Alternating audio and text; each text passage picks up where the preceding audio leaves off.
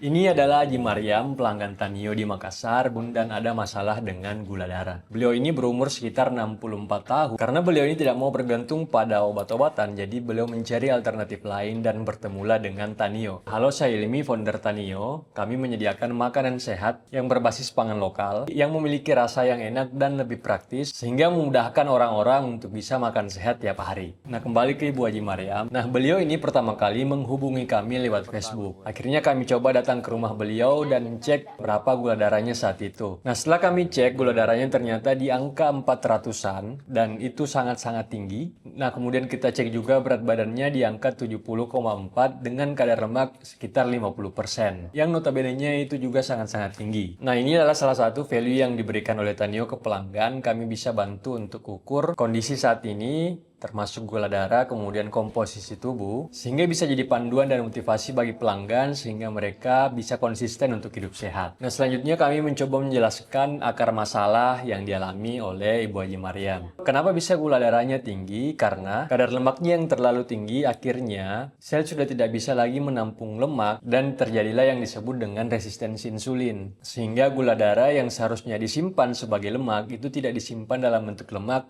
dan tinggal di pembuluh darah yang mengakibatkan gula darah menjadi tinggi. Jadi goalsnya adalah bagaimana caranya untuk menurunkan berat badan, terutama untuk menurunkan kadar lemak, sembari untuk tetap mempertahankan massa otot. Sehingga apa yang kami sarankan ke beliau untuk bisa mengontrol gula darahnya, yang pertama batasi makanan-makanan yang bisa meningkatkan gula darah dengan cepat. Makanan yang kami maksud di sini adalah makanan refined food atau makanan yang sudah diproses sehingga bagian-bagian tertentu dihilangkan dan menyisakan bagian yang tinggi karbohidrat. Contohnya seperti nasi putih, gula putih, kemudian juga tepung terigu. Jadi semua makanan ini kami minta untuk stop terlebih dahulu. Kemudian yang kedua, dengan mencukupi kebutuhan serat dan protein harian, sehingga dengan begitu bisa memberikan rasa kenyang dan energi yang lebih stabil sehingga tidak lagi butuh karbohidrat yang lebih banyak atau istilahnya craving. Jadi craving itu bisa dikurangi karena kita tadi sudah memenuhi kebutuhan protein dan juga kebutuhan serat. Nah, sementara untuk nasi putih diganti dengan nasi merah slow carbo yang lebih tinggi serat sehingga bisa menghasilkan rasa kenyang yang lebih lama dan energi yang lebih stabil karena karbohidratnya dilepaskan secara perlahan sehingga tidak meningkatkan gula darah secara cepat. Selain itu kami juga meminta Ibu Haji untuk mulai olahraga beban karena dengan olahraga beban itu juga bisa membantu menurunkan kadar lemak sekaligus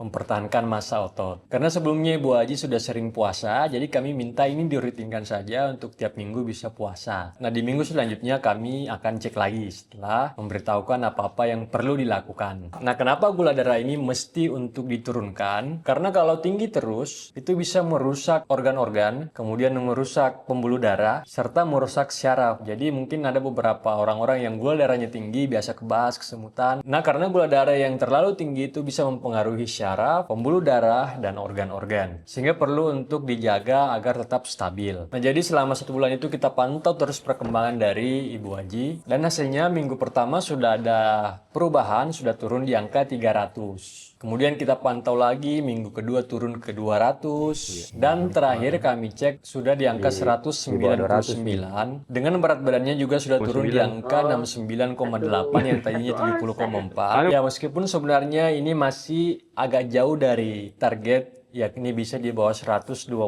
tapi setidaknya sudah ada perubahan yang turun secara perlahan. Sisa bagaimana untuk bisa konsisten tiap hari untuk bisa menjaga agar gula darahnya bisa perlahan-lahan turun sampai akhirnya bisa mencapai target yang ditentukan, yakni gula darah puasa bisa di bawah 120. Nah, selain itu beliau juga sudah paham kuncinya ada pada makanan dan juga pola hidup seperti olahraga dan puasa, sehingga beliau punya semangat lagi untuk bisa sembuh, untuk bisa turunkan gula darahnya kembali ke angka yang normal.